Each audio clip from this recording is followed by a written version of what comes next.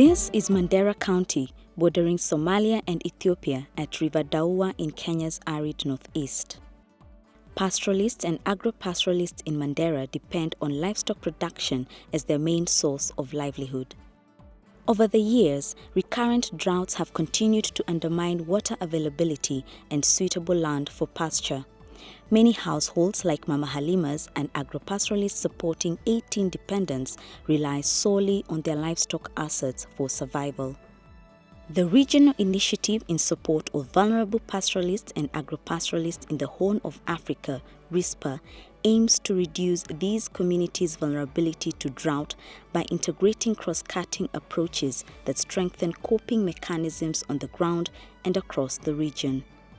Funded by the European Union and coordinated by the Food and Agriculture Organization of the United Nations, RISPA utilizes a three-level approach at the local, national, and regional level.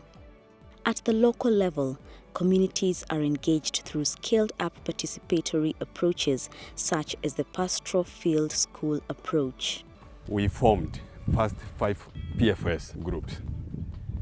Of this, the person who was leading this were this livestock production office officials.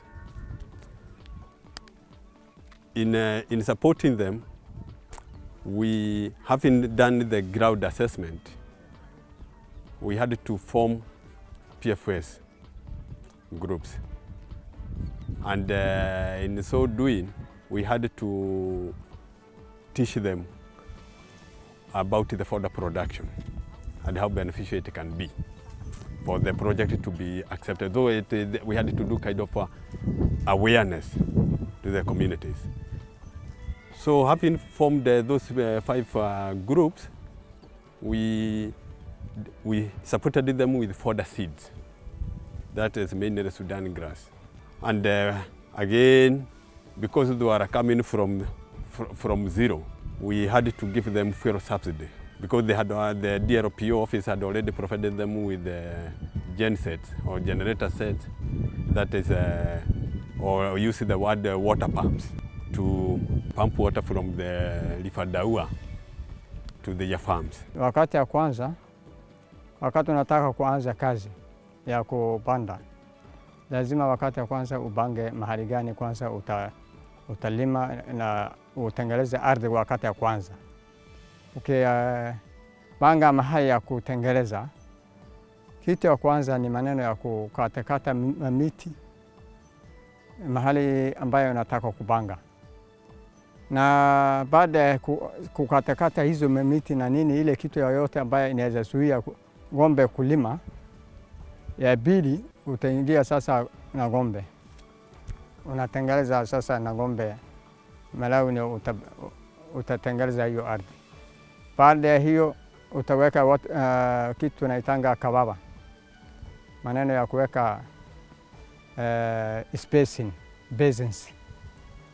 Na baada ya hiyo spacings ukiweka, unaweka canals ya kuingisha maji. Baada ya hiyo utapanda nyazi.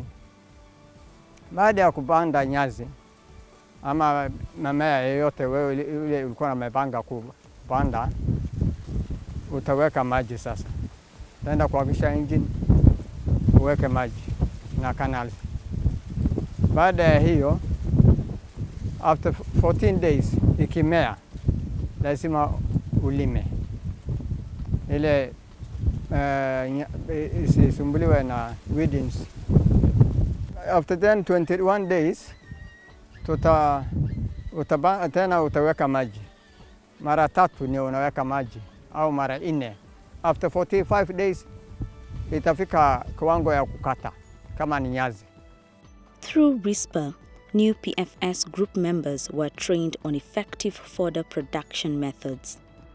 When the green fodder is harvested and dried on the farm for a day or 2, it is baled into stacks and taken to the fodder stores.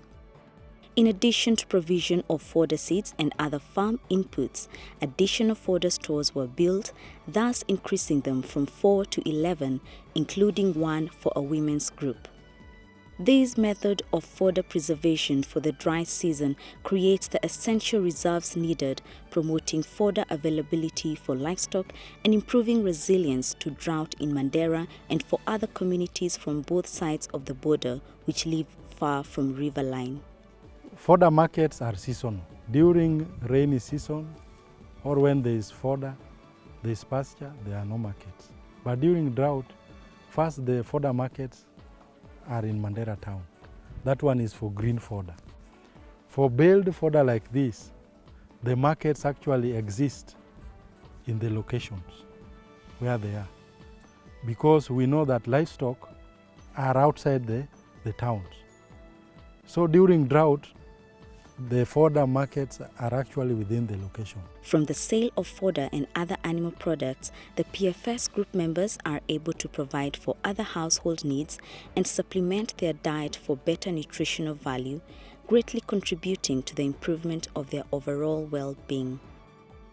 At community level, evidence continues to show that building the capacity of vulnerable communities will ensure their long-term ability to cope with future drought disasters in a sustainable way. This project, initially when it began, it benefited 243 fodder farmers and 100 PFS members. So in total, the project benefited 343 fodder farmers. Project hii nimepata faida kubwa tena zaidi. Ninapata karo ya shule. Najisaidia kwa sababu nikiweka hizi nyezi nikikuza, ile ninaweza kupata kutoka mifugo itakula na itabakisha, na ile inabaki inauza. Alafu kuuza, baada ya kuuza sasa napata mapato kutoka hapo. Najilipia karo na najilipia kwa hata hii fence yangu. Fence na pesa ya hiyo ninile ya fodder. Kabla sijaunda na hii kikundi nilikuwa na ng'ombe 16. 9 imeenda na ukame. Ilibaki 7. Tangu nilipata nilijiunga hii kikundi, hiyo 7 nilipata maziwa, hakuna moja ilikufa, na hii maziwa yake inapeleka town nauzwa, napata chakula. Kwa hivyo ile 7 nilibaki imeokoka.